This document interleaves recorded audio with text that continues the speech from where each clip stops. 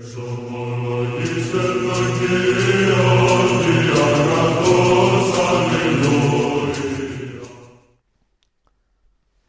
nderuar miq, të dashur vëllezër dhe motra më Krishtin, Krishti u ngjall. Jemi në datën 5 maj dhe Kishën Ortodokse na nxit të lexojmë nga libri i Veprave të Apostujve, kapitulli 10 vargu 21 dhe në vargun 33. Më konkretisht në këtë varg lexojmë: Atëherë Pietri zbriti te njerëzit që ishin dërguar nga Korneli dhe u tha atyre: Ja, unë jam ai që kërkoni, cili është arsyeja për cilën jeni këtu? Dhe ata i thanë: Centurioni Kornel, njeri i drejtë dhe që e druan Perëndin, për cilin gjithë kombi i judeve dëshmon, është lajmëruar në mënyrë rinore nga një angjëll i shenjtë të therras ty në shtëpinë e tij për dëgjuar fjalët që ke për të thënë. Atëherë Pietri i ftoi të hyjnë dhe i përbujti, pastaj të nesërmen shkoi me ta dhe disa nga vëllezërit e Jopës së shoqëruan. Një ditë më pas hyn në Cezare, por Korneli po i priste dhe kishte mbledhur farefisën e tij dhe miqtë e tij të ngushtë. Kur hyri Pietri, Korneli i dori para, i ra ndërkëmbë dhe adhuroi. Por Pietri ngriti duke thënë: "Çoh, dhe unë jam një njeri." Duke biseduar me të hyri dhe gjeti mbledhur shumë njerëz. Dhe ai u tha atyre: "Ju e dini se nuk është e ligjshme që një jude shoqërohet me një të huaj ose të hyjë në shtëpinë e tij, por Perëndia më dëftoi që të mos e quaj asnjëri të papastër atë ndotën. Prandaj sapo më ftua të vi, erdha pa kundërshtuar. Tani po ju pyes, për çfarë arsye më keni dërguar ftesë?" Dhe Korneli u përgjigj: "Para 4 ditësh kisha agjëruar deri në këtë orë dhe në orën e 9 po lutesha në shtëpinë time, kur ja një njeri me rroba të ndritshme qëndroi para meje. Dhe ai tha: Kornel, lutja jote tu plotësua dhe lëmoshtet e tua u kujtuan para Perëndisë. Dërgo pra ndonjë njeri në Jopë dhe thirr Simonin të mbiquajtur Pjetër. Ai ndodhet në shtëpinë e Simon, regjes lëkurësh pranë detit, dhe kur të vi, ai do të flasë. Kështu dërgova me njerë të therasin dhe ti bëre mirë që erdhe. Tani ne këtu jemi të gjithë në pranitë Perëndisë për dëgjuar gjithçka që Perëndia të ka urdhëruar." Pra, ky tekst vazhdon atë çfarë ne diskutuam dhe dije në kapitullin 10, se si apostulli Petro nxitet nga Perëndia dhe të shkojë te kombet. Jo vetëm apostulli Petro, por dhe kisha apostolike të hapet drejt kombeve që përfaqësohet me figurën e centurionit Kornel. Por le ti marrim varg për varg dhe në vargun e parë na thuhet: Atëherë Pietri zbriti te njerëzit që ishin dërguar nga Korneli dhe u tha atyre: Ja, unë jam ai që kërkoni, cili është arsyeja për cilën jeni këtu. Pietri zbret dhe prezantohet pa frikë tek disa romak.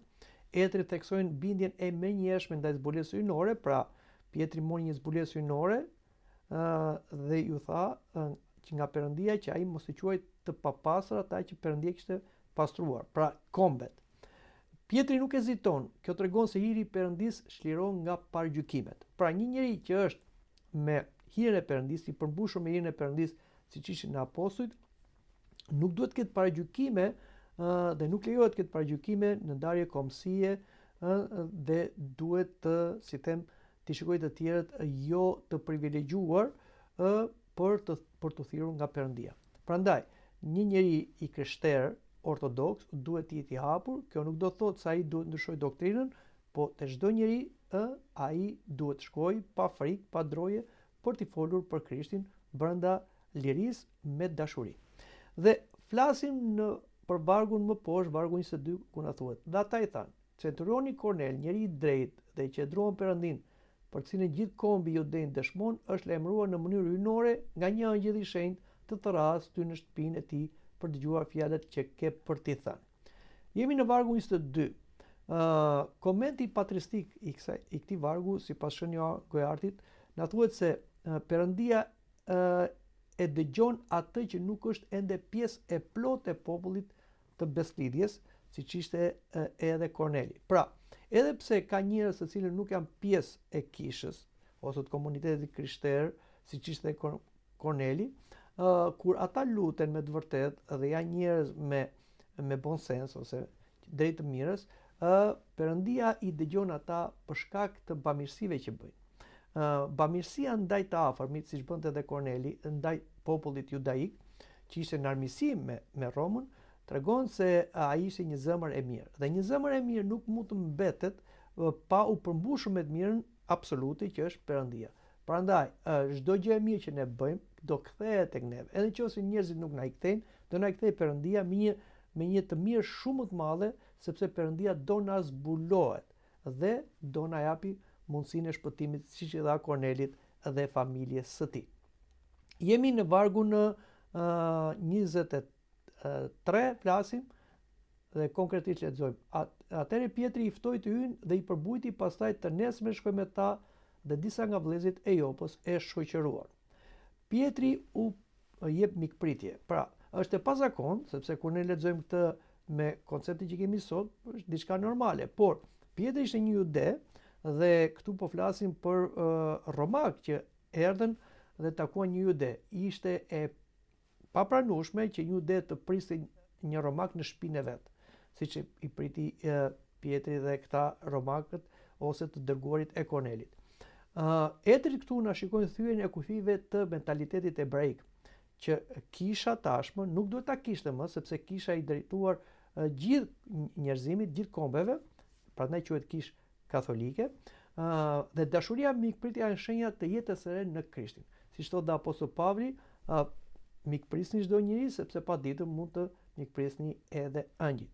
Prandaj mikpritja tek të krishterët është një nga, si thet, themelet e jetës së krishterë, sepse te çdo njeri ne shikojmë Krishtin dhe duhet ta mikpresim siç e mikpriti dhe Apostulli Petro të dërguarit e Kornelit.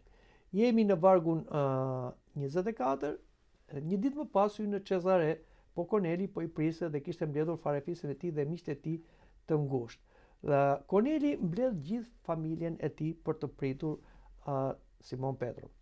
Interpretimi i Sipatëterëve dhe Shën Agustinit të Hipos thekson se kush e do të vërtetën dëshiroj ta ndajë atë me tjerët. Pra, besimi ose komunikimi me Zotin nuk është diçka personale. Pavarësisht se besimi është personal, themi unë besoj, prap ky besim nuk mbetet personal. Ne duhet ta përhapim atë dhe si përhapet besimi në Zotin ose njohuria për Zotin, duke filluar me të afërmit, familjes, pastaj me miq, shokë, farefisë dhe me të tjerët. Kështu që në qoftë se ne themi që jemi besimtar dhe nuk interesohemi që të anëtarët e familjes son ta imparnojnë ose ta njohin besimin tonë në Krishtin, atëherë nuk kemi një besim të vërtet, por kemi një marrëdhënie egocentrike, jo theocentrike. Pra, ne duhet të rrotullohemi rreth Zotit dhe jo Zoti dhe të tjerët do rrotullohen rreth nesh. Prandaj duhet ta hapim besimin, siç thash, edhe brenda familjes si kishte vepruar edhe Korneli. Por lexojmë më poshtë, jemi në vargun 25, kur hyri Pietri, Korneli doli para i ra ndër këmbë dhe adhuroi. Pra, në këtë varg na tregohet edhe një mosnjohuri që kishte edhe Korneli si një romak, të cilët kishin një mendësi pagane që edhe njerëzit mund të ishin, si them, mund të ishin perëndi. Kjo ishte një nga problemet që kishin paganët, që njerëzit i bënin perëndi, sidomos pushtetarët, perandorët, etj., po siç ishte edhe gjithë feja pagane, ku disa njerëz i kishin bërë perëndi, siç ishte Zeusi dhe të tjerë, dhe i kishin perëndizuar. Por kjo nuk ishte as në judaizëm, por as në krishterim. Njeriu mbetet njeri, sado që mund të ketë një status siç e kishte edhe Apostulli Petro. Pavarësisht se ky ishte një respekt i madh që tregoi Korneli për Petron, prap ishte një keqkuptim dhe një gabim nga ana njerëzore. Njerëzit nuk adhurohen. Madje është një gabim që sot është bërë dhe një lloj trendi që si them, përdor fjala adhurim vend e pa vend. Unë adhuroj këtë person, ose unë adhuroj këtë profesion, ose unë adhuroj natyrën. Shiko, nuk mund të themi adhuroj për njerëzit dhe për natyrën, sepse biem në blasfemi. Adhurimi takon vetëm Perëndis, Triadik, Atit, Birit dhe Shpirtit Shenjtë. As ëngjëve nuk adhurojmë, atyre takon nderimi, por dhe njerëzve të Perëndis i takon nderimi. Adhurimi dhe nderimi janë dy gjëra krejt të ndryshme. Prandaj duhet kemi kujdes. Edhe në kishë, nëse neve tregojmë respekt ndaj klerit dhe klerit të lartë dhe puthim dhe dorën, kjo tregon nderim, po jo adhurim. Adhurim do thotë nështrim 100% që i takon vetëm Zotit. Dhe në vargu 26 ne shikojmë se si reagoi Apostulli Petro. Por Pietri e ngriti duke thënë: "Ço, edhe unë jam një njeri." Pra, Apostulli Petro e formon Kornelin, por na jep dhe një këshill për gjithë, siç komentojnë Etrit e Kishit dhe Shën Joan Gojarti, për treguar për ursinë apostolike, por dhe realitetin që njeriu sado të ketë një status të lartë, thirrje të lartë, shenjtëri, prap ai mbetet njeri. Duhet nderuar, duhet respektuar, patjetër, por jo duhet adhuruar siç bëhet me Zotin. Dhe jemi në vargu 27, ku na thuhet, dhe duke biseduar me të hyri dhe gjeti mbledhur shumë njerëz. A hyri dhe gjeti shumë njerëz të cilët ishin të familjes së Kornelit. Kjo tregon etjen për fjalën e Perëndisë që kishin dhe paganët. Pra, ata edhe pse nuk kishin njohuri për Krishtin, siç e kishin apostujt, prap ata kishin një etje, sepse të gjithë bota në atë kohë dhe në çdo kohë ka nevojë për një shpëtimtar. Dhe Krishti nuk është një shpëtimtar vetëm për një grup etnik, siç ishin judejt, po për gjithë njerëzimin, sepse ai mori natyrën njerëzore në veten e vet për ta pastruar, ndriçuar, shenjtëruar, hyjnizuar, dhe këtë e bëri për të gjithë njerëzit. Kështu që gjithë njerëzit në subkonsciencën e tyre e ndjen nevojën për një shpëtimtar. Prandaj dhe paganët kishin këshëri për të mësuar këtë shpëtimtar që vinte nga judejt, sepse Krishti nga ana njerëzore ishte jude, dhe Zoti i tha dhe gruas samaritane që shpëtimi vjen nga Judeja, por që nuk është i përcaktuar vetëm për judejt, po për të gjithë njerëzit, sepse Perëndia i tha nuk do adhurohet thjesht në këtë vend ose në atë, por kudo në frym dhe në të vërtetë. Pra, këtë po bën dhe apostull Petro, tani po hapet drejt paganëve, drejt njerëzve, dhe kjo është hapja që bën kisha apostolike. Jemi në vargun 28, ku na thuhet dhe ai tha atyre: ju e dini se nuk është e lishme që një judet shoqërohet me një të huaj, ose të hyjë në shtëpinë e tij, por Perëndia më dëftoi që të mos i quaj asnjëri të papastër atë ndotur. Tashmë apostulli Pjetër shpjegon ndryshimin. Sipas traditës judaike, që kemi thënë dhe përsërisim, nuk mund të lejohet që një jude të hynte në shtëpinë e një pagani dhe një pagan të hynte në shtëpinë e judejve, madje kur judet kalonin në krajinat e paganëve, kur futeshin në krajinë jude, shkundin dhe plurin e këmbëve, që mos ju ngjitet papastërtia frymore, shpirtërore që ishin te paganët. Por ky është momenti ku rrëzohet bariera mes hebrejve dhe kombeve, që shikohen si popull armiqësor të Zotit dhe jo të Zotit. Shën Agustini i Hipos e lidh të me katolicizmin e kishës, universalitetin e kishës. Besojmë në një kishë katolike, të përgjithshme, universale, që nuk ka kufi, shkonte të gjithë kombet duke filluar nga Jeruzalemi, ashtu si vetë Zoti urdhëroi apostujt shkoni gjithë kombet dhe katekizoheni, nxënësojeni dhe të pagzonin emër të Atit, Birit dhe Shpirtit të Shenjtë. Dhe në vargun 29, përsëri lexojmë: prandaj sapo më ftua të vi, erdha pa kundërshtuar. Tani po e pyes për çfarë arsye më keni dërguar ftesë. Shikojnë që apostulli Petro u ndriçua nga vegimi që diskutuam dje në pjesën e librit të veprave të apostujve. Pra ai e kuptoi se Perëndia i jep mundësi çdo njeriu ta pastrojë. Jo vetëm judejt që kishin ligjin, që ishin përgatitur, por çdo kush që beson në Krishtin tashmë ai bëhet i pastër. Dhe etrit e interpretojnë edhe pse ka zbulesë apostulli Petro, që mori nga Perëndia, prapa ai kërkon një dialog me ata që po e dëgjonin. Kemi një bashkëpunim të hirit dhe lirisë njerëzore. Asnjëherë nuk mund të imponohemi njerëzve, edhe pse ne kemi të vërtetën absolute që na e ka zbuluar Zoti, por neve dialogojmë gjithmonë brenda lirisë dhe dashurisë. Nëse tjetri pranon, atëherë ne mund t'i dëshmojmë, nëse nuk pranon, atëherë ne duhet të riqem. Dhe në vargun 30 lexojmë: dhe Korneliu përgjigj: para 4 ditësh kisha agjëruar deri në këtë orë dhe në orën e 9 po lutesha në shtëpinë time, kur një njeri me rroba të shëndritshme qëndroi para meje. Pra Korneli tashmë tregon për lutjen dhe agjërimin e tij dhe për vegimin e tij. Ishte lutja dhe agjërimi që bënte Korneli të alternuar, që e përgatiti Korneli për zbulesën hyjnore, pra për shfaqjen e angjëllit. Kjo është një praktikë që duhet ta bëjmë të gjithë. Zbulesat hyjnore nuk vijnë thjesht ku ne jemi të paprgatitur. Ne duhet jemi gjithmonë të përgatitur, prandaj edhe kisha gjithmonë nxit për lutje, kreshpim, agjërim, që të jemi gati që Zoti të flasë me ne, sepse këto janë momentet më të përulura dhe më të përgatitura që neve të kemi një zbulesë hyjnore.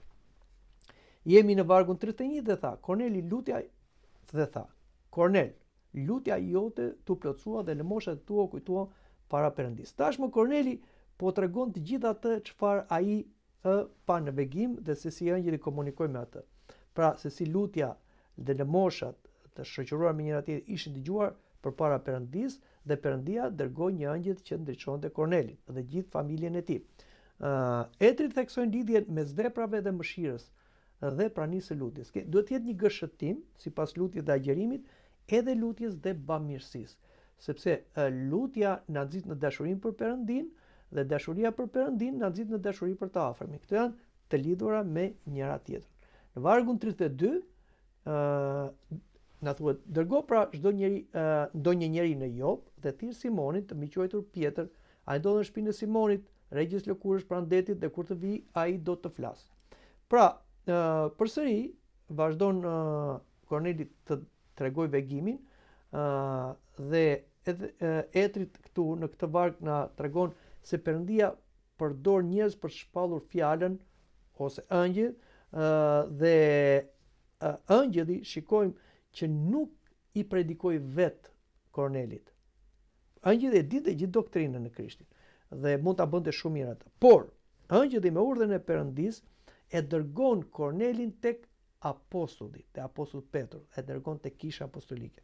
Shumë e rëndësishme, sepse Zoti ja ka caktuar njerëzve për të mësuar njerëzit. Patjetër dhe ëngjëjt kanë ndërhyrjen e tyre, por në mungesë të njerëzve mund të ndërhyjnë ëngjëjve.